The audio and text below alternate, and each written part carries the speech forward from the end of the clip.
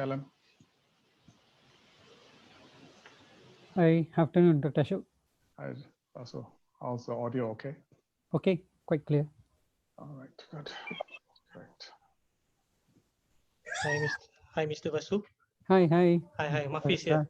Yeah, Dr. Mafeitz. How's my audio? Okay. Clear. All right, thank you. Yep. Vasu, can you hear me? Good evening. Good evening, Datuk. Am I loud and clear? Very loud and clear. As usual. My usual sitting position here. How many times I sat down here and spoke to the world? I don't know who I speak to. Dr. Petrick. Hi. Hi, Vasu. afternoon. Hi. Yeah, you're clear. Okay. Dr. Alan. I'm here.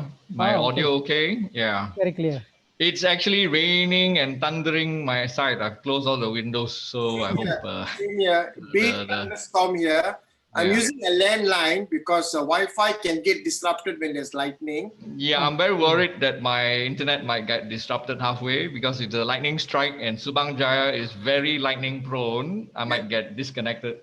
All right, I'll try to connect back. I'm Ara Damansara, not far from you. So my suggestion is use a landline. If you use Wi-Fi, you will have problems sometimes. No, whether landline or Wi-Fi, a lightning strike the router, there'll be a blackout. So I have to turn back on the electricity. Doesn't matter whether Wi-Fi or landline. Hi, good evening, guys. Hi, Musa. Hi, Musa. Hi, Datuk Musa. How are you? I'm fine, thanks. Is it raining there outside, Musa? Quiet lah here. I'm at Tropicana. It's okay. It couldn't be. I mean, Ara Damansara next to you is thundering like cats and dogs. Oh, I see. You must be the bad boys lah. Must be lah. I'm keeping the cloud away from you. Yeah. The south is good. The south is good. Yeah, Malacca is dry. Clear night. Oh, okay.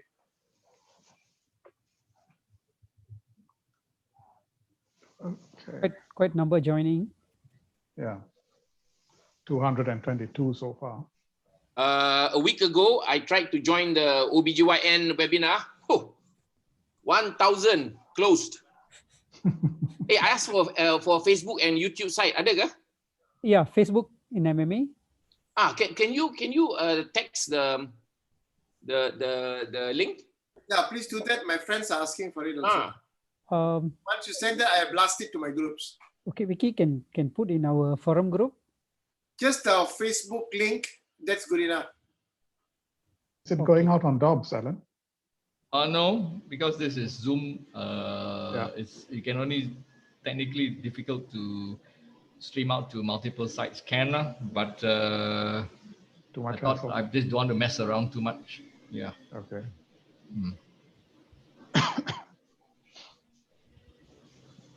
So you got 2 minutes to start. Sorry, what's the format of the discussion? Vasu? Alan? So Vasu will open the proceedings and introduce all of us. Me as the moderator, I suppose I'm just here to keep the peace. And then Mafeitz will going to do a short presentation on the setup of COVID management in the private sector, just about 10 minutes or so. And then we will open the discussion amongst the panelists on the pros and cons and any issues and dilemmas of managing COVID patients in the private sector. So we got, I think, all the ideal folks here. Dr. Kuljit, who is the APHM representative, Dr. Musa, who has made known his views on the management of COVID in the private sector, and Ashok, and also we are Petrick, who is an ID. Is Petrick here? Yes. Sorry, I missed it. Petrick, hi. Hi, Petrick. Yeah. And I think it should be a lively discussion. I have some questions to ask, or maybe I'll throw one question, and then each of you can share your views. Great. Okay. Thanks, So Alan. it's basically a chat format. We'll have it. Right. We'll have a good conversation. So we can jump in at any time, or we have to get the queue before we jump in? And it is a forum. Yeah, I suppose we have to see whether it becomes unruly or not. Yeah, that's We the all thing. behave ourselves, it's okay. Unruly, switch off the microphone. Yes, exactly. Hey, Alan, if we go beyond our time, like 3 minutes, you just, oh yes, baik, bagus. That's my cue lah. Okay, maybe Otherwise, maybe threaten, you know. Musa, you're scared you will go over time. so maybe we'll put one question at a time, and then each will have 2 or 3 minutes to Yeah. to share your opinions and give your thoughts. Okay, would that be fair? Yeah. Okay. And we are recording this session, so those who miss it will be able to view it later, right? Yes, we are. It will be in the Facebook. Okay, super. I think the Facebook link has been sent to you all. Fine, no. Oh, he's going to send. Just give a minute. Yeah. I got my WhatsApp open next to the after this. Yeah, I'll give 363, 370 Right. climbing. It's already Wow. 8 o'clock, so if you want to start. Good evening, everyone. Shall we start? Sure. Okay. Thank you. I have to thank MMA, especially PPS, for organizing this forum. Thank you, Dr. Siva. And thank you for all the colleagues who is joined. We are going through a turbulence time, COVID crisis. Hopefully this discussion, I think we are at the situation where we have no choice but to prepare to manage COVID in private hospital as well. So there are a lot of challenges. There are expert panels here. Dr. Alente, consultant hematologist, he will be moderating this session. He is well known to everyone from DOBBS to MMA, and he has moderated many forums before. Very well versed and good skill. So hopefully he can carry this forum for our benefits today. Thank you, Dr. Alan, for joining. My pleasure, Vasu. Then Datuk Dr. Kuljit, APHM President, has taken various posts in MMA as well. And he will be talking, hopefully he will giving us good points on how to prepare private hospitals for the COVID patients. And Dr. Musa, Muhammad Nordin, well known to everyone, consultant pediatrician. He will be, I think we all know that he has view that private hospitals shouldn't manage COVID patients. We hope he will shed some light to us on what are the problems we are going to face. And Dr. Ashok Phillips, consultant respiratory physician, past president MMA, well spoken in many topics, and he will contribute his points as well in managing COVID patients in private. Then we have Dr. Petrick Priyasamy. He's a consultant ID physician. So he'll be talking about managing COVID. The hospital has started a few weeks ago to start managing COVID as well. So hopefully from this forum, we all can benefit. For the participants, whoever wants to raise questions, either can put in the chat box, or can raise their hand so that the admin can give them chance to speak up. Hopefully we have a good forum today. With that, I would like to thank all the panels for spending today's time with us, and I would like to invite Dr. Alente to start moderating the session. Dr. Alente, to you. Thank you, Dr. Vasu, and thank you for the MMA for picking me to be a moderator. I guess I'm the one who is to hold the peace and make sure things don't degenerate into a ruckus here. I expect a lively discussion. I'm no expert in COVID, but I shall do my best to moderate and keep a ongoing thread on the very interesting things which I think we have to discuss today on the issue of managing COVID-19 patients in the private sector. So I thought the program today first.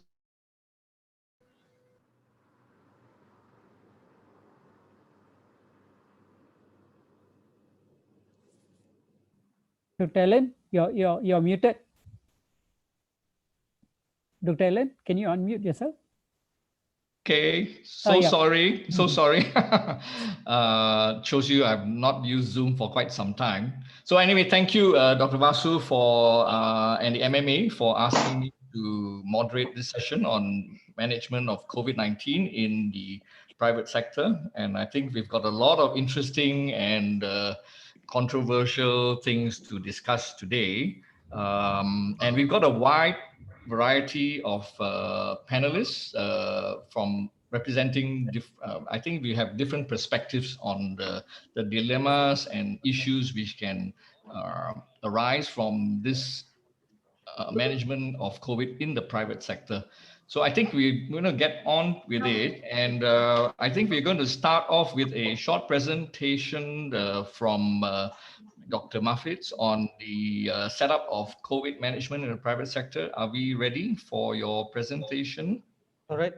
Assalamualaikum. Dr. Ellen, can you hear me well? Yes, I can. Loud and clear. Yeah. Okay, thank you. I'll give my share screen. I hope it's have some short presentation, and of course try to keep me on time. Yeah, I try hard not to overstep my time. Okay. Assalamualaikum and a very good morning. Sorry, very good evening to all who are in. Of course, my background is morning. We need to make sure that all our days are filled with light, because despite the darkness that we think that we doom into, there is always light at the end of the tunnel. But again, yeah, this was Sampurna, yeah, and I was there some time back during the third wave when it hit there. All right, my name is Dr. Mafeitz, and I'm an anesthetist and intensive care. And what we'll talk about is regarding ICU setup in private setting and what are the considerations. As anesthesiologists, we know that if you reach to the ICU stage, we are not really the frontliner, but we are the last line of defense. If thing fails here, then I mean everything just collapses and beckons. And this is what had happened before. We look back in the second wave throughout Europe, Italy, the US themselves, and all down there, because this is where stage where they just all collapsed because the ICU could not cope. So hopefully, what I will try to touch about is what our latest situation, and regarding crisis resource management, and we talk about the 4 principles in the setting of ICU: space, staff, supply, standards. Here, in time, I think the first time anesthetists being given the honor to be on the front cover at the height and peak of the pandemic last year. And as you must say that we must get into our heads that our lives have changed. And I think most important, if we fail to plan, then we are planning to fail. So I think that would be the main mantra. Okay, let's talk about the latest situation now. Okay, we talk about ICU, intensive care, and the beds and unit that we have. All right, in Malaysia, based on the registry of intensive care, Malaysian registry of intensive care, that's out in 2017, holding about KKM's 57 hospital. Total bed that we have is 691. That brings us to 1 bed per 100,000 or 1 bed per capita. And in comparison, if you look at the bed per population, very well developed country like the US has 34.7 beds per 100,000. Germany 29.2, Italy 12.5, and they say that the lower middle income country is about 2 to 3 bed per 100,000, and we are still at 1. And that's the situation for everybody to know, to understand this number. Yeah.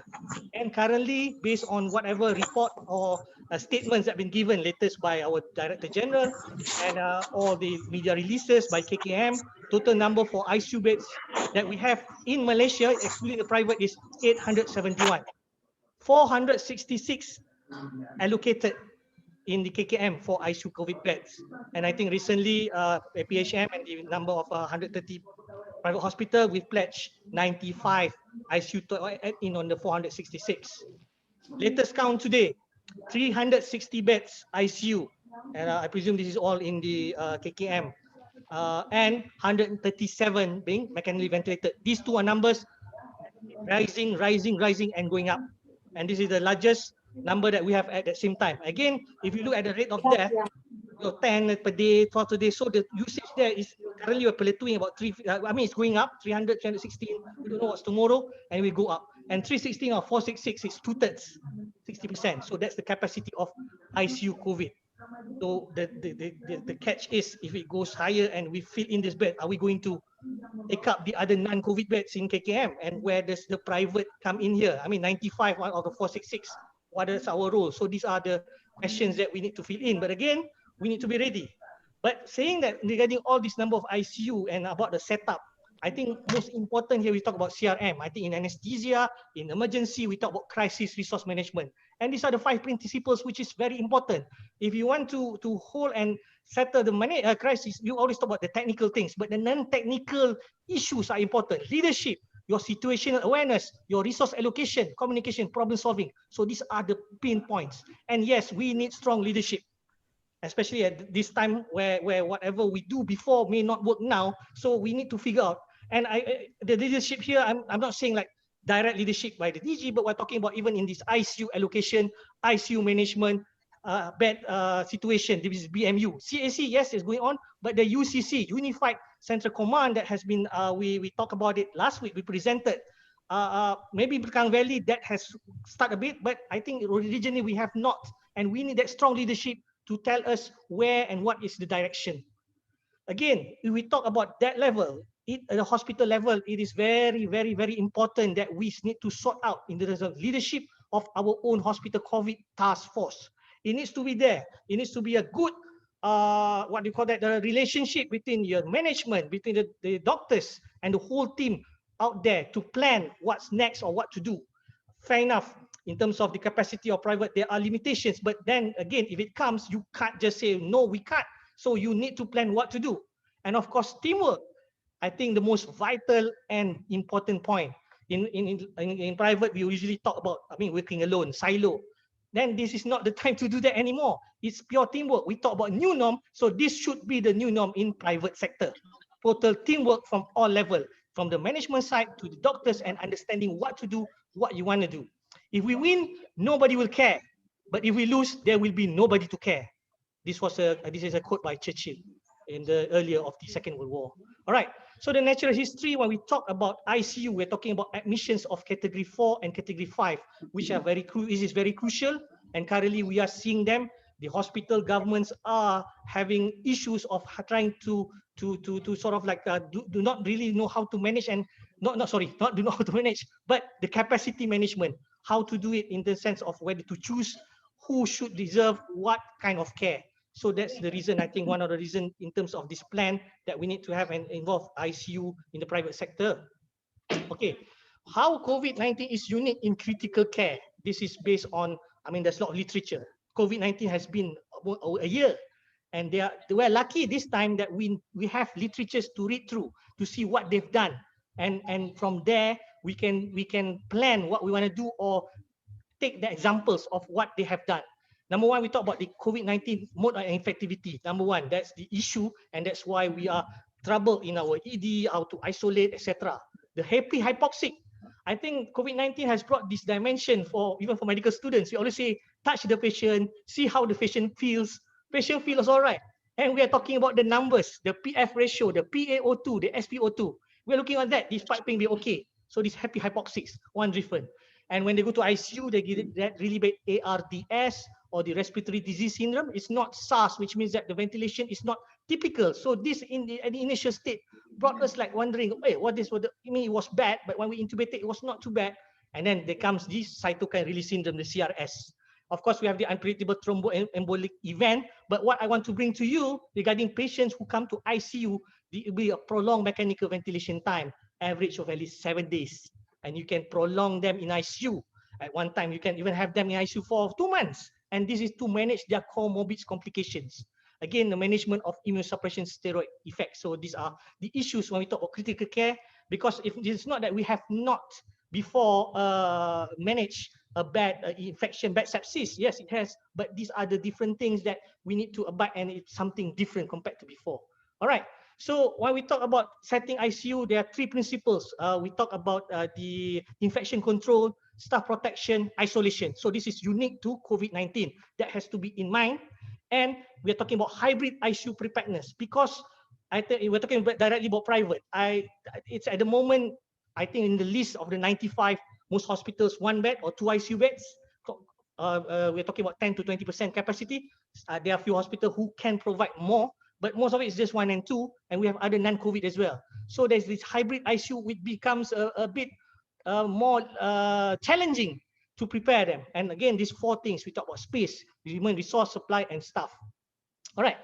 Space facility, you can get these resources all. You have the examples of how the US did it, how Italy did it, and how India did it, Pakistan. There are a lot of, if you look into literature, there's something that you can. But of course, the recommendation, we have our own Malaysian KKM recommendation where we talk about you have to have the dedicated isolation facility area for ICU. So here we talk about if it is possible or if it's already there set up, we talk about the airborne infection isolation room or air, or we talk about the negative pressure room.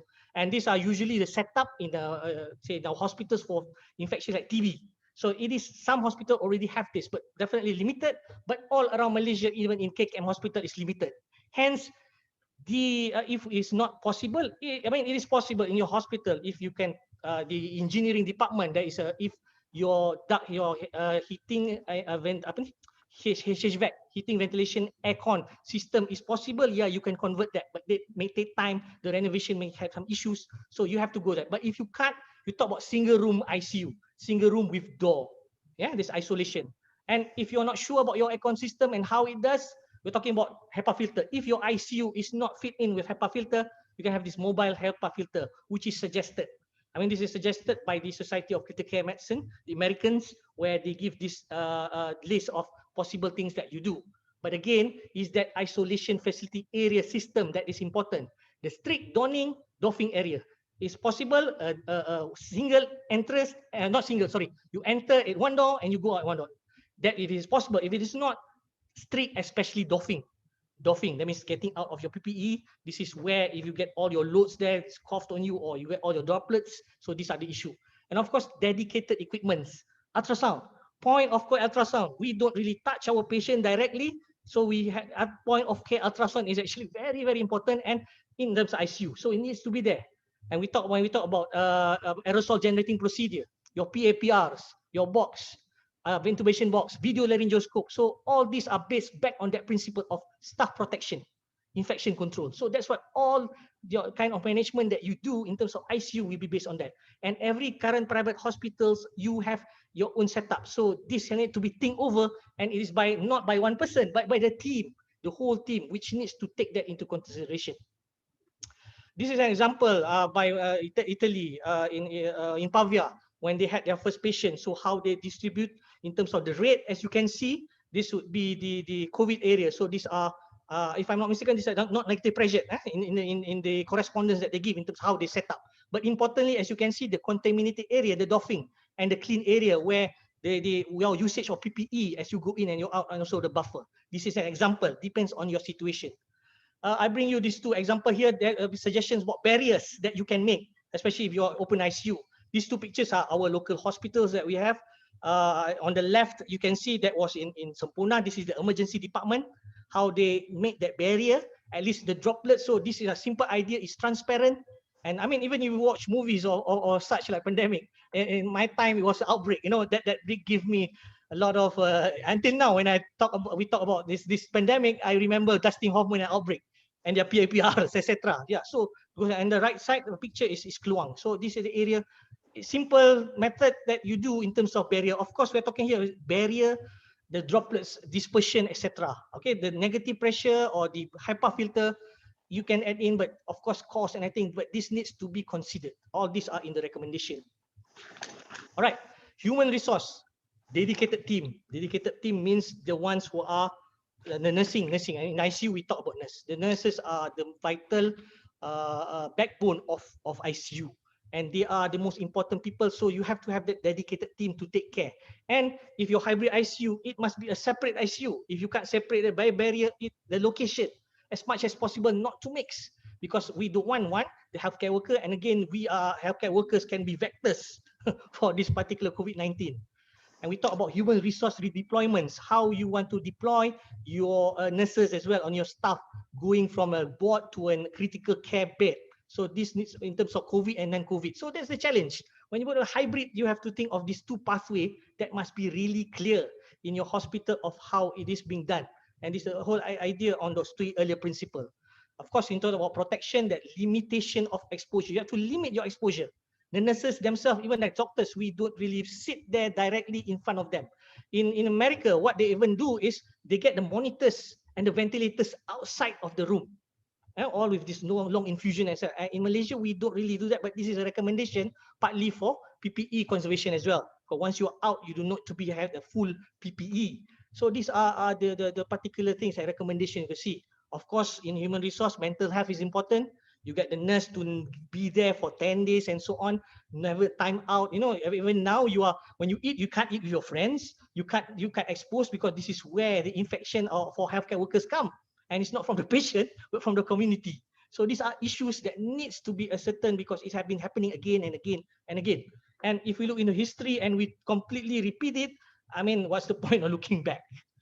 All right, so this is an interesting in terms of we talk about the strategy staffing for pandemic.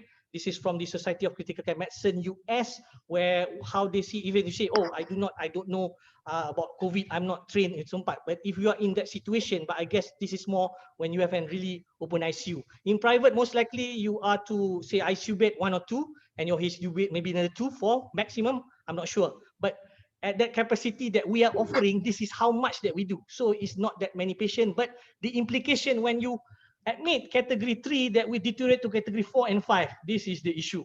Where do we put them? And that's what I think we refer back to the UCC. All right.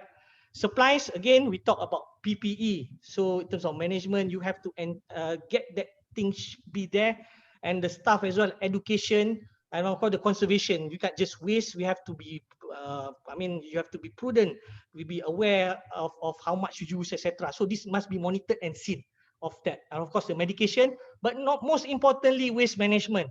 What's the point of doffing in an area when you don't get them to clear off that the most dirty place, especially in ICU? So it should be linked together with the waste management in terms of getting it out ASAP and with the persons in charge there. So this needs to be clear. So it's a holistic thing. It's not about just setting the bed or treating the patient, but all these things, because at the end of the day, it's infection control. And last but not least, when we talk about standards. So standards of care, we are lucky now. We have lots of, even in Malaysia, we are good.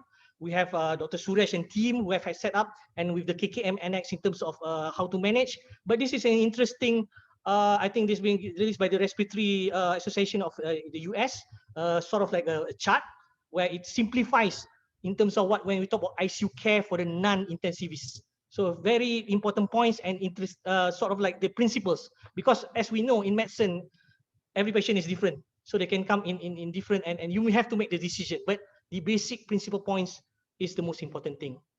All right, what's the worst case scenario ICU? What's the worst case scenario when we have overwhelming Cat 5? Hospital ICU totally full. I mean, KKM. And there, I think you need to start even now to plan. What would be our resource allocation policy? Are there ICU beds for the best candidates for survival? So these are the things that one has to consider. We hope that we do not have to go to this stage, but our colleagues, Italy, in UK, they have gone through this once, and now is the second wave coming. So again, I think in terms of, I think this is a good reference that you can get from the Journal of Critical Care. Again, we're talking about ethics about outbreak position statements, the therapies, treatment limitation, duty to treat, and of course, family-centered care, because as you know, in terms of the past death that has happened, family members are not there, and it brings a lot of psychosocial issues as well, not just to the patient's family, but I must say to the staff as well. All right, I think I do not want to go any longer, but that would be my considerations, or you say, not really tip or tricks, but important points when we talk about ICU setup, ICU function, especially in the private. All right, okay, thank you. All right, thank you, Dr. Mafeitz, for a great presentation. Just an overview what ICU care would require for a COVID-19 patient. So I thought we can actually cover the discussion in a few main areas. So the rough areas I would like the panel to think about would first be capability of private hospitals to manage COVID-19 patients, both from the view of requirements, physical as well as manpower. That is one area. And then the second area, we talk about the economic issues, the costs, the insurance, etc. And then thirdly, I thought we should cover some medical legal aspects, because in the private sector, there are a lot of medical legal implications in managing patients. Okay, so I'll go through the panel one by one, and I think give each of you a few minutes to share your thoughts on this topic. So I know it's a little bit like the horse has left the barn. The government has decided to rope in the private sector at this rather late stage. But are we prepared in terms of, of course, private hospitals can vary in terms of capabilities and abilities, but are we in general, is the private sector here prepared to take on COVID-19 patients? So I'd like to start with you, Dr. Musa. What are your thoughts? Assalamualaikum and good evening. Thanks a lot, Alan. Thanks, Mafeitz, for that very comprehensive illustration. I think, let me start by giving some good stories. This guy, Mafeitz, he took time off, 2 weeks, to do a pro bono service in Sungai Buloh. And when the Sabah outbreak, he was in our Emirat team, in Sabah. He was supposed to go for 4 weeks. He ended up 6 weeks in Sabah, with about 5 of our guys, looking after 46 islands of Sabah. What I'm trying to stress, particularly to our colleagues in the KKM, at the ground level, at ground zero, we are very harmonious, with our friends in academia and in Kementerian Kesihatan. All right? Like just 3 days ago, I got a phone call from an anesthesiologist from University Malaya. Musa, can help? We got no Tyvek suits, we ordered, but it may take some time to come. Zap, I got in touch with Dr. Faisal. Within 24 hours, he had his Tyvek suits in University Malaya. So, and then my friends from Suchi, former colleague of mine, a pediatrician, say, hey, Musa, if any of the Kementerian hospitals wants PPE, we are at your service. So you see, at the ground level, we are at their service, and often we can answer and give them their PPEs, their N95, within a space of 24 hours. And we've been doing that since March 2000, when we flew in 9 planes, from China with all the PPEs, the ventilators, the N95 masks, and this was with the help of whom? My good friend in CVSKL, Dr. Selvam. He put us in touch with the corporate guys, with the H and DIY, and we distributed to all over Malaysia, including Sabah and Sarawak. So I think it's important that this is not us and them. This is us in it together. Kita jaga kita bersama. Malaysia united, not Manchester United, Malaysia united, So I think this is very fundamental, because sometimes I am seen as the bad guy, the bad cop, trying to pick up fights with the Ministry of Health. No, I look at their data and I have evaluated the data, and I will give you my analysis in the next round. Thank you, Alan. Okay, I was expecting your analysis, but you're holding back. Okay, never mind. I will move on to the... Okay, no problem. I will move on to the president of the APHM, the Association of Private Hospitals in Malaysia, Dr. Kuljit, who has been mentioned in the press multiple times since the government has announced, and you've said the private hospitals are ready. And what would you like to elaborate, Dr. Kuljit? Thank you, Ellen, and thank you, MMA, in organizing this and also inviting me. First and foremost, when COVID struck us last year, Ministry of Health has taken this task of exclusively managing COVID, which is very commendable. We had patients that had come to the private sector asking us whether we could manage, but the instruction was quite clear that all patients with COVID would be sent to the government facility, to the level that the government sent ambulances to pick patients up. And I know one of our first patients that we had, they even had police outrider to take the patients to the government facility to make sure everything is neat and tight. We were a reluctant party when this announcement came by the Prime Minister during the emergency ordinance that private hospitals will have to take over some of the COVID patients. So I must say we were reluctant in the sense that we were not very sure whether our capability and capacity will be able to do it after watching Ministry of Health doing it well for the entire 2020. Of course, there was a bit of a fear, the fear of nationalization, which was actually mooted by one of the press, but not really by the Prime Minister, because I did meet the Prime Minister myself middle of last month, and he says, no, he never mentioned nationalization, that he just asked for help. So putting the media reports on nationalization aside, we decided, yes, we should be able to find a way to help patients based on our capability and capacity. We told the government that we cannot do it the way they have done it in big numbers, because our hospitals come in various sizes, various type of restriction, and also we are not sometimes designed for pandemics, designed for very infectious diseases in big numbers.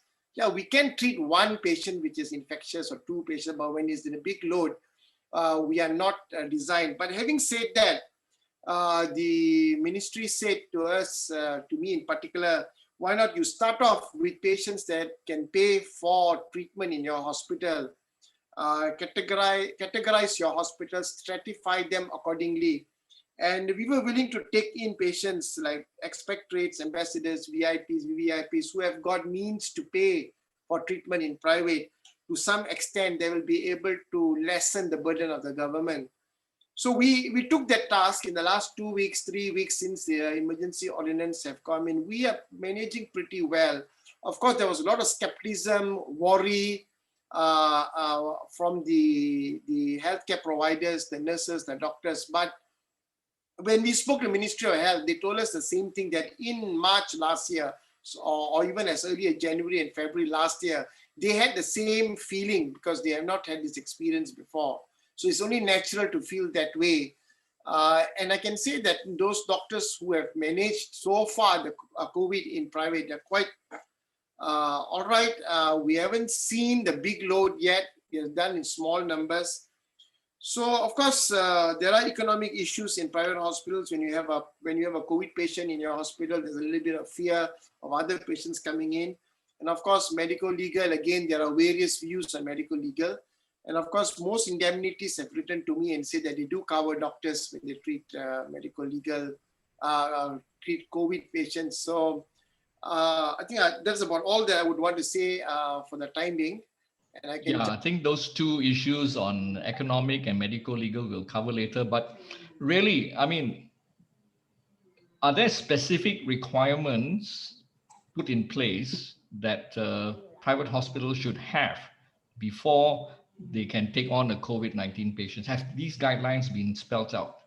Right. Does anybody know? The CCAPs have been in communication with hospitals. They have told us to start off first. And of course, the hospitals are liaising very closely with Ministry of Health, with doctors in Ministry of Health. The engineering teams in the private sector are also in liaison with the government sector. And we have put in all the specifications that we have, and CCAPs is watching us how we are doing it.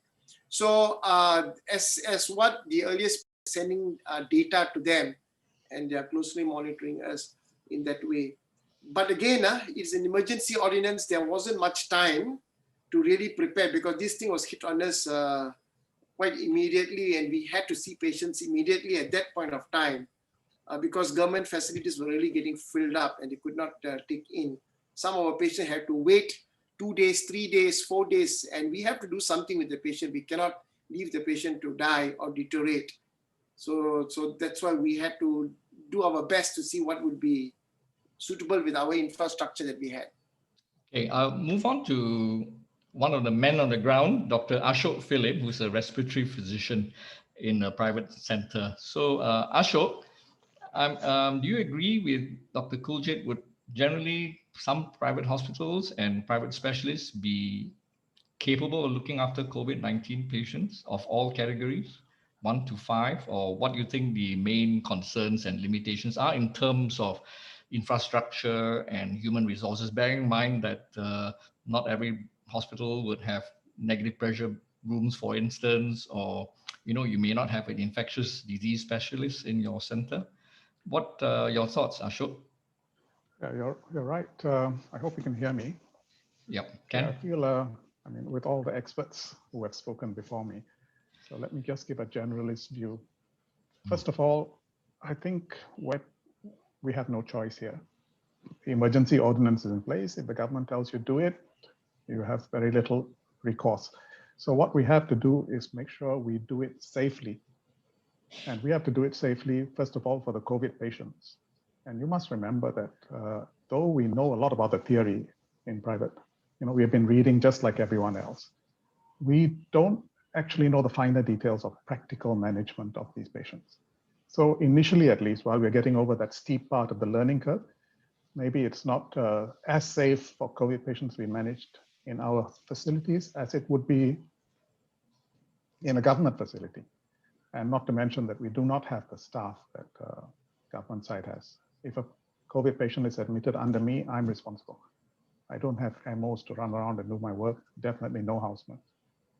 Yeah, and then we have to also consider the safety of the non-COVID patients, because if you make this a hybrid hospital, then as more and more patients of COVID come in and more doctors are managing these patients and managing non-COVID patients, the risk of cross-infection does increase. So you have to consider their safety as well. Third, we have to consider the safety of the staff, the doctors and the nurses. And people have said, okay, the specialists in private are older than the specialists in government. That's true. But so long as, no comorbids, I think most of us are quite okay to manage. I mean, we are all doctors. And I think I'm idealistic enough to believe that we all want to help our colleagues, our patients, and if you want to be dramatic about it, our country as well. Okay, but we want to do it safely.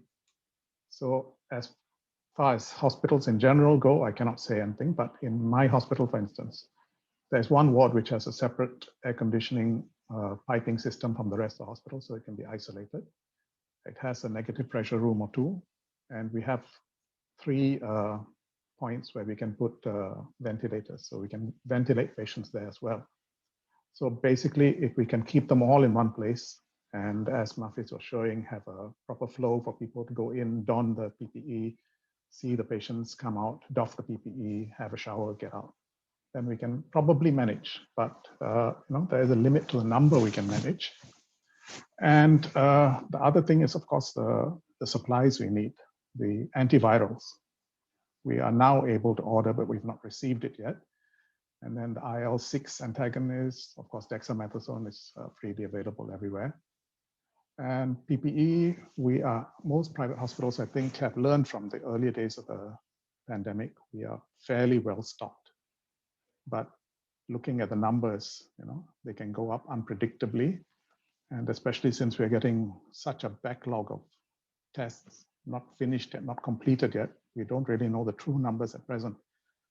But all I can say is we can do our best, but we will need a lot of support to do it safely. And again, like all the other panelists, I'm also worried about the indemnity issues and the financial issues for the patients. Okay, Ashok, thanks very much. That's a very balanced view. We'll come to the financial indemnity later, but we'll still talk about should, in the first place, private hospitals be looking after COVID. As you said, we have zero practical experience, even though you've been looking, after general medicine, respiratory patient for many years, you know about the theory, but in practice, there are a lot of fine details in day-to-day management of COVID. If you don't have, it's a learning curve, and it's a very steep learning curve. You expect the private specialist at this very late stage to pick up the ropes. So maybe Petrick, do you think that's a fair statement from an infectious disease point of view? Is it fair for the private specialist to just be thrown into the deep end, so to speak, and learn the fine details of COVID-19 management at this point in time? Yeah, I think I concur with some of the panelists. Like you all, we were so thrown. We have sort of reluctantly had to manage, because when it came apparent that we couldn't, Ministry of Health was overwhelmed, and we had to learn. And so we had the same or slightly different issues. We had medical students, we had training centers, like the other private, like the other universities, where there's a students issue to cater, in university, our setup, we don't have negative pressure rooms for sort of infectious disease. We have single rooms. So I can't speak much. I think there's some colleagues of mine here that can, private IDs, and they can speak a bit on private setup. But what I can share in our side is you need a team, so you can't work alone. And yes, the learning curve is very steep, but it's doable. But you need manpower. I can't do it alone. It probably is a good time to bring in medical officers into the private practice, because you really need them to help you around. No single specialist can do it. Eventually, we had a team going on. We had neurologists, we had respirologists, we had nephrologists. So it's a teamwork that sort of helped us along. And of course, we get good advice from our colleagues down in Sungai Buloh, who can help us along. And then we learn along as the disease progresses. So it's doable. It's just that the learning curve is very high, and you need manpower. And it's good to have a good team, because COVID, there's a lot of comorbidities. You need neurologists, you need endocrinologists. Everybody's on board. Everybody is actually actively contributing, not just the ID physicians, the nephrologists, the cardiologists, the one. So because patient comes these days with multiple comorbidities. So I think that's all I have to say for this. Alan, can I question a bit, Alan? Yes, I was going to get back to you. Yes. Yeah. Let's go back in time. Yeah. Well, MCO and Darurat was declared on the 11th of January. When was the first real negotiation with the private hospitals? It was 3 days later. And this was a document. Integrasi Perkhidmatan Hospital Sektor Awam dan Swasta Semasa Pandemic COVID. I mean, this is how you treat your partners in medicine. 3 days later only, you want to consult them with regards to how we share the care of our COVID patients. Okay, never mind. Treating us like not on the same level playing field, like a junior partner.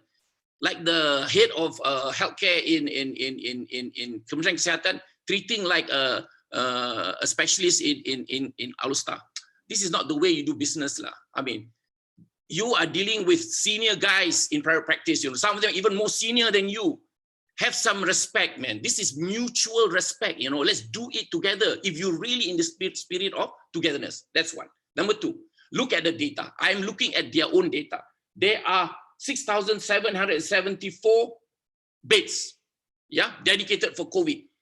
And the occupancy rate was 64%. And 70% of the beds were taken up by type 1 and type 2 cases. In October, we told the Minister of Health, you should manage this category 1 and category 2 in the homes with dedicated SOPs. They waited until January before they listened to us. Again, this is very reactive. This is not proactive Ministry of Health. Number three, if you decongest even 50% of your category 1 and 2, you're down to 30% occupancy rate.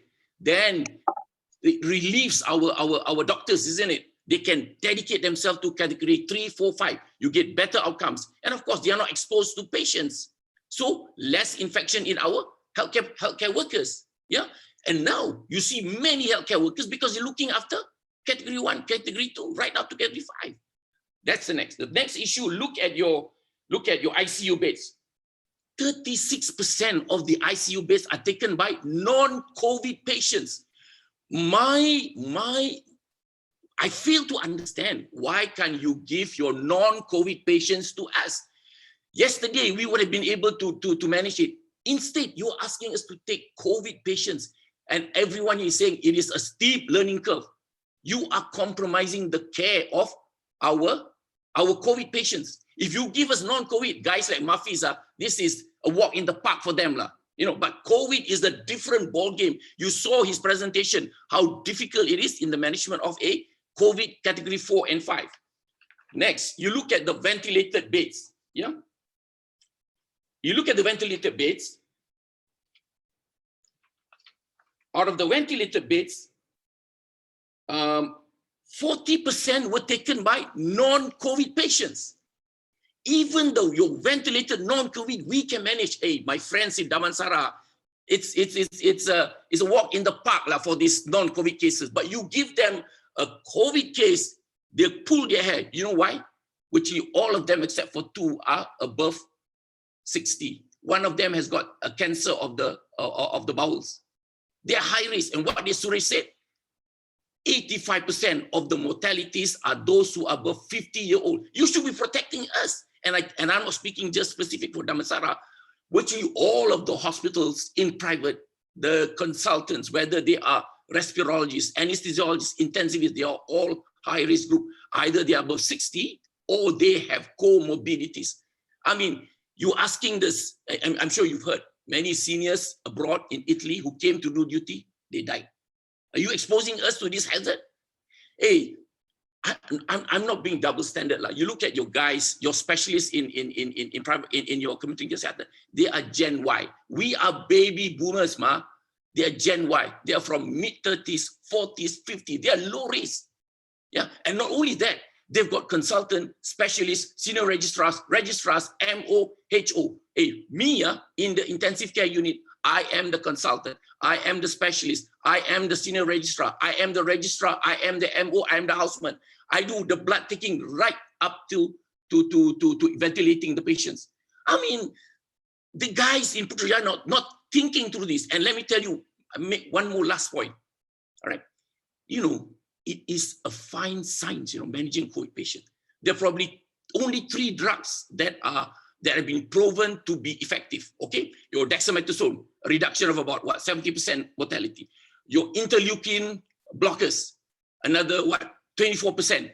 And the one that's really coming through are the monoclonal antibodies, 70% effectiveness against hospitalization and mortality. To use these drugs, you must use them early, but at the same time, not so early. This is a fine science. Exactly before the cytokine storm steps in. This is something that Suresh, Adiba, and all our friends, my respected friends in the university and in community care has mastered. And you want to throw this in our faces and learn overnight in the private hospital. Please, you guys got to come to ground zero and know exactly the realities on the ground. Thank you, Alan. Thank you. I think it's a very important point that instead of taking on COVID-19 patients, maybe the role of private sector could be to offload the non-COVID patients, take off the stress of ICU and more ill patients from the Kementerian side. But it's just food for thought. We will go on to, we could talk forever about training, experience and all that, but we want to talk about the economic impact of looking after COVID-19 patients in the private setting. I think over to you, Dr. Kuljit. There was some talk about a bit of funding from the government to the tune of something like 100 million. And at the same time, there's also this issue of the private the insurance not really covering patients in in times of the pandemic, though I think there was some very limited COVID coverage, but there was actually a news article just about a few days ago saying we should be compelling insurance firms to cover COVID-19 patients. I mean, the implication of ICU care, the cost of ICU care in the private setting can be very high, you know, something like maybe 5,000 to 10,000 ringgit a day in a ventilated patient. So what are your thoughts, Dr. Kuljit? Thanks. The 100 million that the government has put aside is actually for patients that the government would want to decant to the private sector, which would be both COVID and non-COVID. That 100 million is not for patients who walk into a private hospital to be treated for COVID. Patients who walk into a private hospital, they will have to pay on their own, or they would have to get the insurer to pay. The decanting process is basically in the hands of the Ministry of Health. When they decide to decant a COVID or non-COVID patients to us, then there is a discussion amongst the specialists to accept it or not. And then there is this payment that they will decide based on certain caps. So that 100 million is not meant for patients to walk into private to get treated. Insurers, we have engaged the insurers from day one when this happened, and they do not think that they would be able to cope with the payouts for COVID. They are judging it mainly on the numbers that they've seen in the Ministry of Health, the infectivity of COVID, and the number of patients that actually land up in ICU, which are not that huge if you look at the data comparatively speaking, but they are very worried that if the numbers go high, they will not be able to pay for it. So pandemic is an exclusion clause in their premiums, in their policies. So we have discussed with them many times, and we've given up getting anything out of them. We have left it to Bank Negara and MOF to talk, and they were in discussion with them to find out a way where they can have a special fund where they could, all the insurance companies could start a fund, and the patients can use that fund when they seek treatment in a private setting. Now, we have not got any much of information on that fund. The latest report I got from Edge today morning or yesterday evening that they are still rejecting the idea of funding COVID. On the economic front, yes, we have not done that well in 2020 because of COVID, lesser patients in private hospitals, no medical tourists. Some hospitals are built based on the numbers of medical tourists who are supposed to come in. So generally, economically, we have not done as well when you compare to 2019. And 2021 may seem to be worse because of the numbers. Plus, now we treat COVID patients in our hospital. There will be some skepticism again coming to private hospitals. And when we admit one COVID patient, then we have to close down couple of number of beds to start with, and then again there'll be lack of income because we have to absorb that loss when we close down other beds in that particular area when we treat COVID. Of course, the theory is that the more beds get filled up, then it will even out, but that's not what we're looking at. There are a lot of hidden costs in treating COVID that private hospitals are not going to charge the patient directly. We are trying to keep the bills for COVID as low as possible, treating it like any other viral infection. The patient gets admitted to a private hospital up to ICU. So that's about what we are looking at COVID. We are hoping that in the near future, the government can come up with something that they can assist patients with COVID, regardless where they visit, private or public. But I think that is still very much in line of discussion and brainstorming with MOF and the rest of them. I saw Dr. Chung in the chat has said that not all insurance policies have pandemic exclusion. And for those plans, the insurance companies are not fulfilling their part of the contract. I'm not sure how true that is. Does anybody know? I'd like to throw it to the panel. There are insurance companies who have openly said, yes, we cover COVID, but there are caveats in it which you read the fine print. They are for new card holders, those who bought the insurance policy as early as last year, because there were already riders on it, on pandemics, then most of them would say pay and claim, and whereby patients are not going to be able to pay upfront and then claim. And then again, the claim is subjected to their approval and their discretion. So that's how they're working out. It's more of a marketing thing. I always tell my patients, please read the fine line and please communicate with the insurance agent or your insurance company, because though they may say cover, but there are just very, very few of them that actually do this. Yeah. Of course, the cost of care would depend on the category of patients. If it's lower risk category, would cost less, and once they are ventilated and in intensive care, it will cost much more. But easy enough to say maybe private hospitals should look after lower category risk patients. But they can suddenly deteriorate, isn't it? Dr. Petrick, what are your comments in the risk or the percentage of people who deteriorate? The patients who might deteriorate and suddenly without we are not able to anticipate all this, and then actually the cost of care will escalate, and in these uninsured patients it can be a nightmare. I mean, broadly, for the past 1 year, they usually say 85% will be okay, and it's only the 15% will be severe, and then out of that, 5% might go into a critical care. And you are right, some do deteriorate in a matter of 1-2 hours, right in front of you. Of course, there is some warning signs to look at, and some blood tests that you can look at to say that the patient may go in. Yeah, but once they go in, yeah, the cost can be, and the manpower requirement will shoot up tremendously. Yeah, so you're talking about anywhere between 3 to 5% of them. Alan, can I chip in? Sure. Right. I think let's put some benchmarks lah, because two criteria is paramount in all of our practices, whether in private or in public. Yeah, i.e., to protect and preserve quality and safety of care.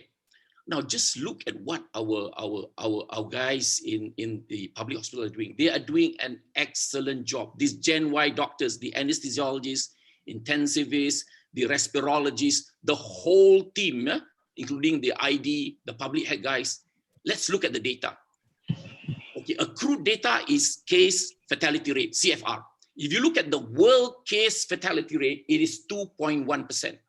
If you look at the developed nation, let's take the United States, it's 1.7. If you look at the United Kingdom, it's 2.7%. What's Malaysia's case fatality rate? 0.4%. This is brilliant, man. Okay, that's one data. Let's look at the other data. The risk of death in Malaysia compared to the world. If you look at the world data, it's 1 in 3,700 persons. If you look at the United States, supposed to be at the cutting edge of management of COVID in hospitals, it is 1 in 781. If you look at the United Kingdom, it is 1 in 700. What is the data in Malaysia? The risk of dying of COVID in Malaysia is 1 in 50,000. We are doing extremely well. So I'm asking the ministry, I'm telling the Ministry of Health, if it ain't broke, why fix it, man? Which means the system is working, i.e. dedicated COVID hospitals in Kementerian Kesihatan. Decongest all your category 1 and 2 out into home isolation. Decanting all your non-COVID patients to private hospital. We will receive it with open arms like yesterday, right? This will make sure that the quality that we're seeing right until today is preserved. Yeah, 0.4% CFR and 1 in 50,000 risk of death in Malaysia. This is brilliant, excellent statistics. Not as good as Singapore, but still something that we can shout about. And the last point that I make is that safety. You know, you have a hybrid hospital, whether in the government hospital or in the private hospital, the risk of transmission is real. It's happening. You're seeing it in Serdang, you're seeing it in Klang, you're seeing it all in Selayang.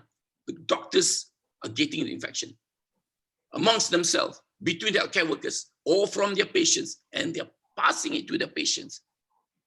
This is real. This is nosocomial infection. I am the head of ID in, I'm the pseudo head of ID in my hospital. This is my nightmare every day, you know, when I see a multiple drug resistant strain, when I see a ESBL, yeah, and now when I see a COVID, every case of COVID that steps in the hospital, I am aware of. I do the contact tracing with my OSH and my ID nurses, every single one of them. And this is something that bothers me every day, right? You bring it to my dreams. So please, now I tell you what's the general perception. Hybrid hospital, ada COVID, I'm not going there. Can you imagine that you have IHD, you have cancer, you're supposed to bring your child for immunization. You're not stepping you're not going 1 mile near to hospital. That is a general perception. They are frightened. They are, and tambah pula, bila Kementerian Kesihatan kata, if you're not sick or whatever, don't go to hospital. Hello, you know how many die from IHD per day in 2019? 50 every day. How many COVID deaths have we had in the whole of 2020? 700. 50 IHD deaths a day in 2019. And we only talking about 700. 16,000 IHD deaths last year. And the Kementerian Kesihatan said, if you're well, don't come to the hospital. Hello, he's got to come to see for consult. Okay, we can do teleconsult. He needs to pick up his medicine. The child needs to get his immunization. You are really pushing them all away, and you're increasing all this non-COVID days from NCDs, from cancers, from vaccine-preventable disease. Thank you, Alan. Very good point again, Dr. Musa. Can anybody else in the panel, Ashok or Petrick or others, would contribute to this? This concept should really, private hospitals really have hybrid care. You know, this risk of cross-infection, patients who are well otherwise getting COVID. I think it might be a medical legal nightmare for the private hospital if we have a non-COVID patient catching COVID in a hybrid hospital. And I can imagine the lawsuits which can ensue, given the high standards the private specialists would, private hospitals, private patients actually demand. You know, you catch COVID when you don't have COVID and you come to a private hospital where there is hybrid COVID care. I think it might be a medical legal nightmare, which takes me to the other point of medical legal coverage. I think Dr. Kuljit, I think the APHM has received letters of support from the various medical indemnity firms about coverage for the doctors who happen to be looking after COVID. Maybe you can elaborate. Yeah, as early as last year, we have written to the indemnity companies, and again this year, I did it again to make sure our doctors are covered while treating COVID patients. Last year, we wrote letters to the indemnity to cover them in case they take over patients, non-COVID patients from the government. Because non-COVID patients, when they come from the government, the management may have been started in the government setting, and then you're taking over the management. Will there be a coverage? And all 4 companies or 5 companies have said that there's not a problem. Now, this time around for COVID, they have also mentioned very clearly that they look at COVID, even though it's a pandemic, but it's like any other infectious disease. And in writing, they have written to us to say that it is definitely covered as far as medical legal concerns are. Of course, there were some other issues which I think they have discussed in detail with the obstetricians, because sometimes the obstetricians may have to conduct a delivery in a very emergency fashion, and they might not be ready enough to deliver because not knowing the patient's status and what would be the outcomes of getting prepared for an emergency delivery and you are not protected and staff not protected. I'm not sure what the answers to that would be, because I think they had a session last week with the OGSM and medical legal lawyers. But I think they have got protocols to follow, and as long as you follow every protocol in the book, that will stand quite well in the court of law. That is what I was told by the lawyers. And of course, the hospital indemnity is again another question, because the hospital will also get sued if a patient gets COVID from a a non-COVID patient gets a infection from a non-COVID getting from a COVID patient. Okay, so again, the important thing is the hospitals will have to, and they are strictly separating COVID and non-COVID patients in a very rigid manner. For that matter, we are taking patients in a very small number in private sector. The moment we are filled up to the capacity that we have declared, we stop there. We will then go back to the joint command center in the Ministry of Health and say we are full. And then they will decide where else they can take the patient. So we tailor make our capacity based on our safety, like what Dr. Musa says, safety to our patients, safety to our doctors. So that's why the numbers are going to be pretty small. How much are we going to help with the small numbers in the private sector?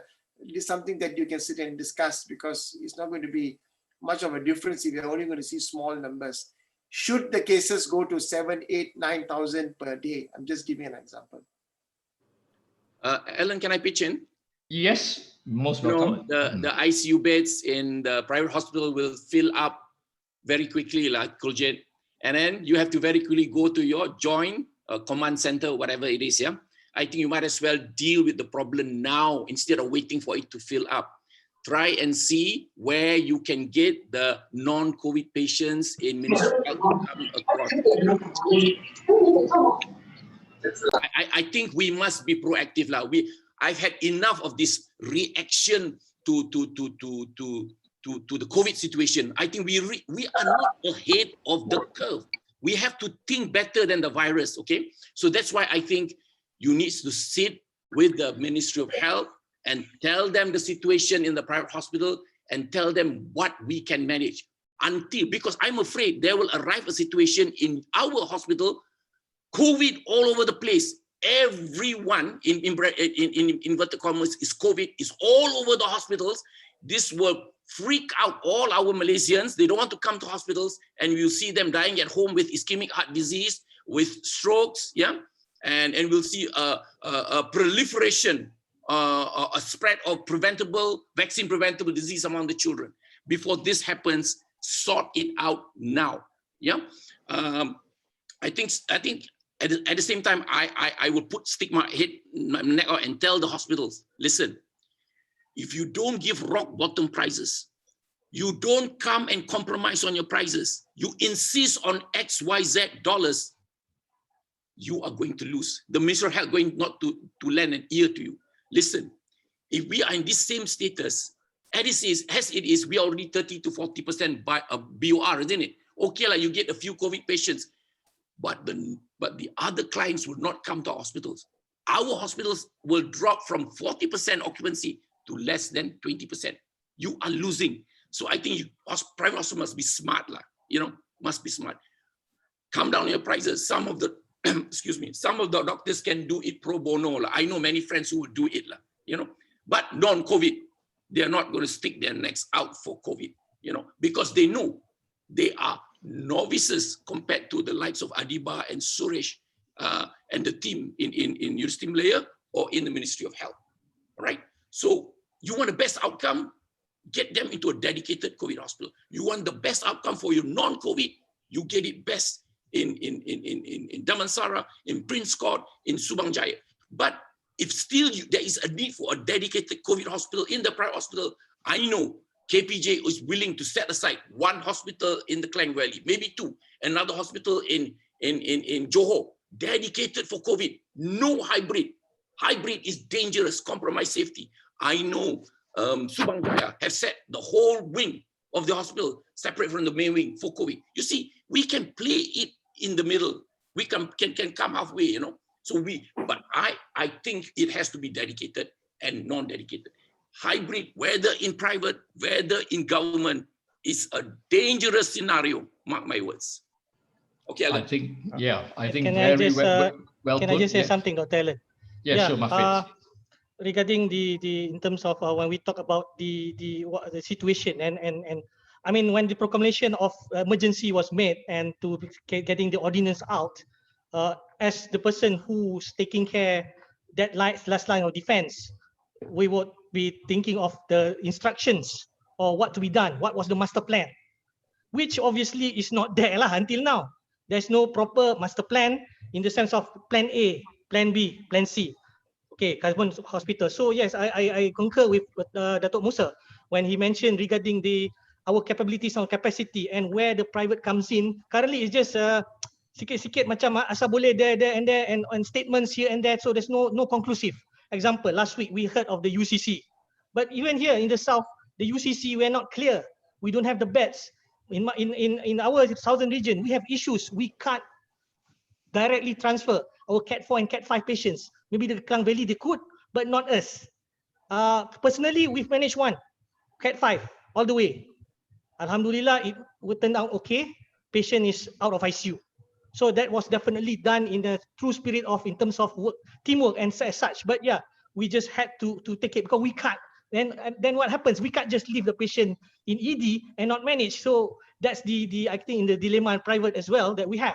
When these patients come in really bad, they deteriorate. And now because it's community spread, they do not come early. We have these happy hypoxics. They come in, their saturation is spread, and within 2-3 hours, they'll go down and down and down. And there's this issue in terms of our private setting. When we manage them there, how does it go? Where do we go? So I believe that in this situation, yes, fine. We have the whole big system.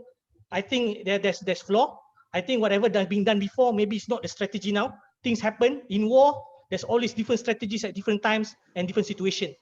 Currently, even DG mentioned the last time around with that 6,000 patients. This is the data that we've given in Lancet. Of the 6,000, 3% goes to ICU. All right, 3% goes to ICU. Now, 15% are coming with Cat 5 and Cat 4 and Cat 5. So that's why we see the increase in number. So the capacity of government ICU, they are stuck. And I know hospitals, I know government hospitals are now having what we call the frailty score, where certain patients we are not maybe mechanically ventilate. Even when I was back in Sungai Buloh, so interestingly, like what Datuk Musa said, there are certain number of these patients, this criteria, if in normal situation, maybe we do not consider going all the way from the start. When we talk about frailty score, resource allocation, whether it's there or not, it's not about ethics, but it's about resource allocation. So this is one issue that should be thought through. And like now, okay, we talk about the how you get and how you spread and how you manage the Cat 1, Cat 2. But now in terms of Cat 3, Cat 4, Cat 5, that should be a different setup and leadership needed. And leadership we're talking here is what to do, what's next one. Most of DMOs in my ED are flustered, they don't know what to do. And guess what? I've also had information that DMOs, that the consultants do not want to see when they're in the ED, and then we got stuck there. And they're left to find beds and where we go. So that UCC and everything, I am quite surprised why this is 1 week, and we are not addressing that directly. I'm not being called, or not personally me, even my colleagues, I'm in contact, a lot of my colleagues being called in terms of talking, okay, ICU capacity, what kind of patients that come in, where do we transfer, or who do come here. I do understand when the government mentioned regarding, yes, you have the foreign delegate, etc. Maybe you would, yeah, but these are roles, but this needs to be defined, who goes where, and it should be clear when we're talking about Cat 3, Cat 4, Cat 5. As Datuk Musa said, when we free the hospitals from Cat 1 and Cat 2, but then what next? If we don't plan now, when things come, it'd be the same thing, and then we're flustered, and oh, you do that, you do this, and you've been forced to do things you don't do. At the hospital level, I think teams must be ready, the management must be ready, the doctors must be ready. If you come in, you can't just say you cannot manage. I think that is also a no-no as a doctor. So you need to know your resources, who to get in touch to, at least to manage, and the flow is there. But as mentioned, if you come in, okay, in all the systematic review that come in, patients who are ventilated, 30 to 40% dies.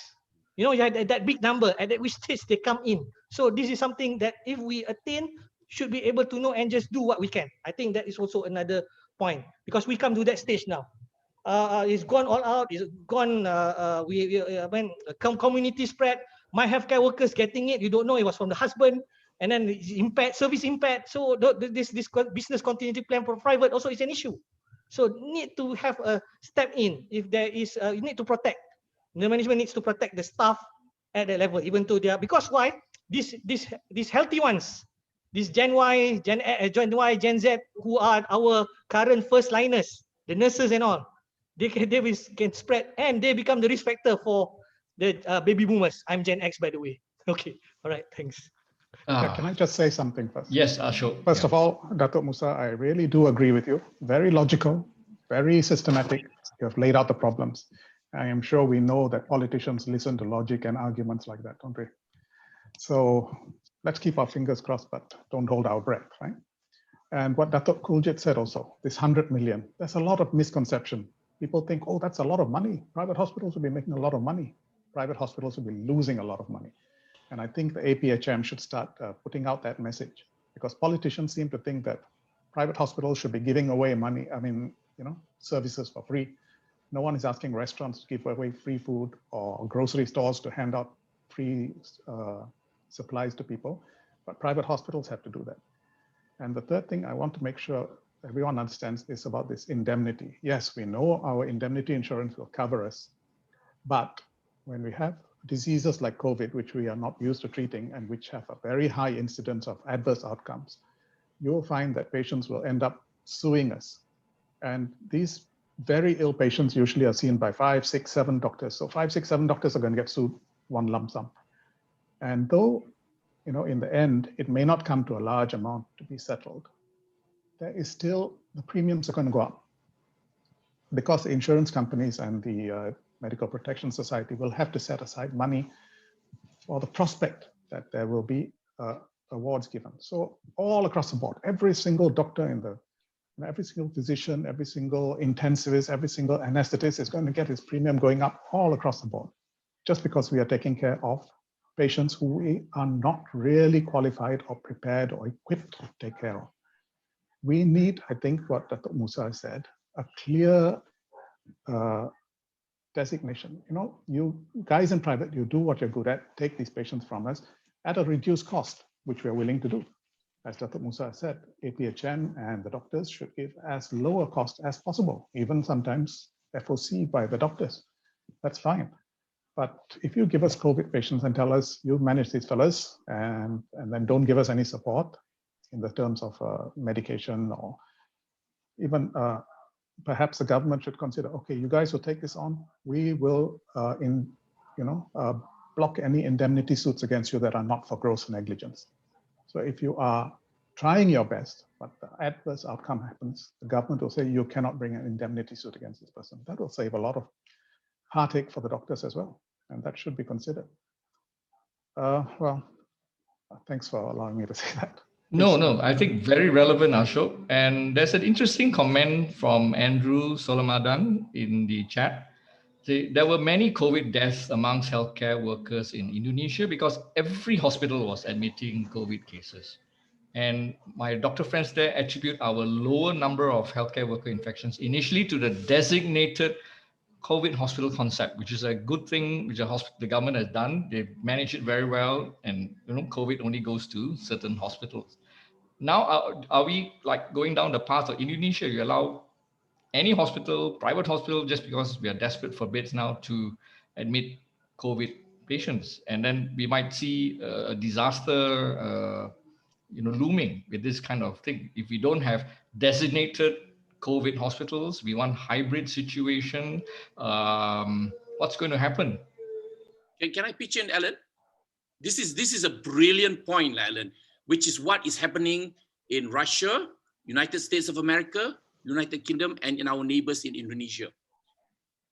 The US has got, I think the last count was 1,500 death healthcare workers. Russia is next. United Kingdom has got about 600 plus. And then the next is Indonesia, 500 plus. Because they have a hybrid status. Patients are managed everywhere in a hospital facility, whether it is a government facility as in public, or whether it is a private facility, i.e. as in paying hospitals.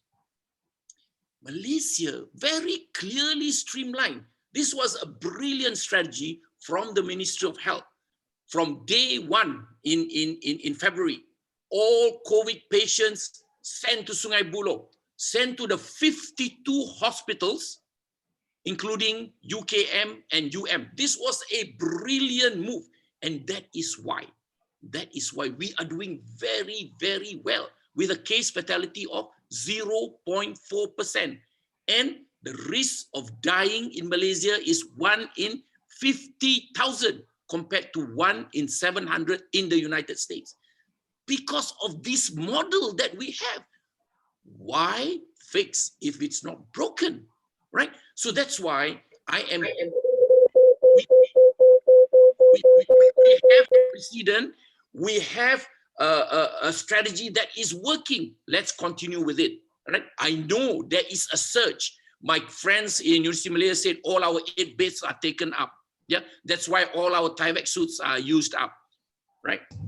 Yes, we can create more beds. Make this dedicated or designated COVID beds either in a government hospital or in a private hospital, as in KPJ's 2 hospitals in Klang Valley, Subang Jaya, one of their wings. This can be done. Let's think through it. Let's not be overbearing, Ministry of Health, the government, with your 5 million fine and with your EO, emergency ordinance. This is not the way we engage as guys lah. We can think through this carefully. You give us all your non-COVID patients. They are occupying 36% of your ICU beds at this point in time. Can you imagine if you decant them all to us? How many new beds have you created just in the government hospitals? You at this point in time, your ventilated beds in the government hospital is occupying 40%. Can you imagine? We can manage. My ambulances in Damansara is now doing this shuttling. We are good at it. We can even shuttle your ventilated non-COVID into our hospitals. We can do it for the whole of the Klang Valley. These guys are really good with the Damansara ambulance. We can do it, So please, the solution is actually staring us in the face. It's like the big elephant in the room, and yet we are not even addressing this issue. Sorry, Alan. Thank you. Thanks for emphasizing that point. I think really we should be rethinking strategy, and maybe APHM can engage the government to see how this can be streamlined in terms of having pure COVID management, be it government or the private sector, and also taking over the non-COVID caseload, which will help free up critical beds in the public sector as well. So I think with Dr. Vasu, we've taken quite a bit of, sorry.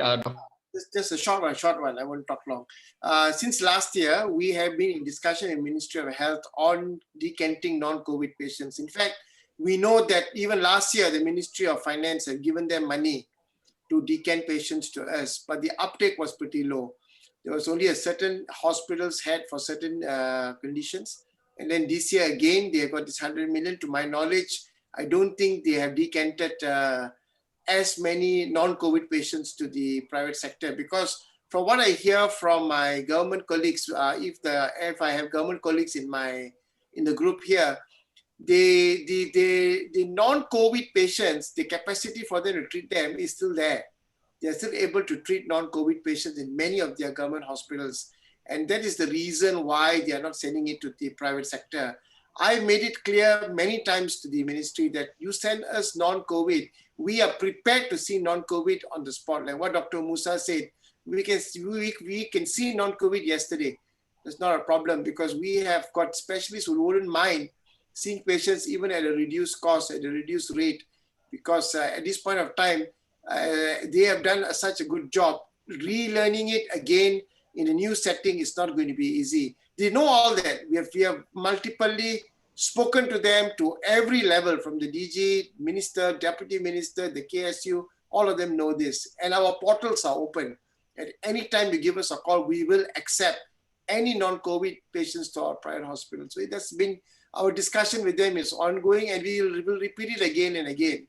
If you look some of my press statements, I've said it many times that we are willing to take non-COVIDs. Thank you, Dr. Kuljit. We've gone on to almost 1.5 hours now. Very interesting points brought up. Don't know whether it'll be a solution, but it looks like there has to be continued engagement, discussion. We are not adversaries. We are here for each other and for the nation. But there are issues, and it's not so straightforward to just say private sector take over, but there are a lot of issues like we've brought up today. With this, I want to pass over to Dr. Vasu, the chairman of the session. Thank you, Dr. Alan. It has been a wonderful session.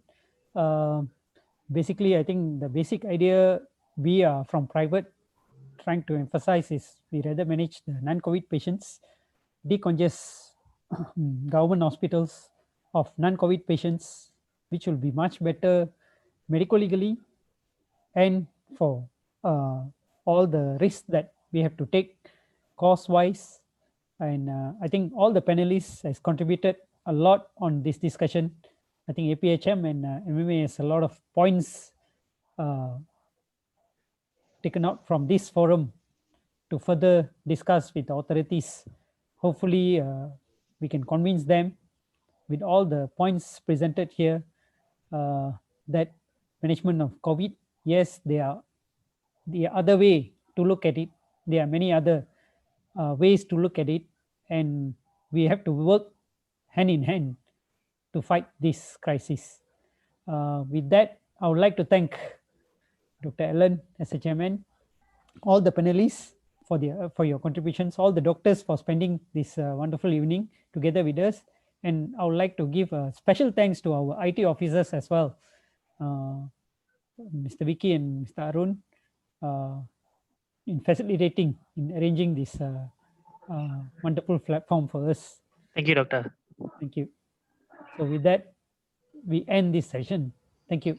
Yeah, thank you, everybody. Thank you all the panelists for your great responses. And thank you, Vasu, once again for giving me the opportunity to moderate. I hope I did the right thing, and I hope I brought up all the issues which you guys have been wanting to bring up in our forums. And with that, I think I wish everybody good night and have a great rest of the week, and everybody stay safe, okay? Thank you, Dr. Len. Welcome. Thank you. Good night. Good night.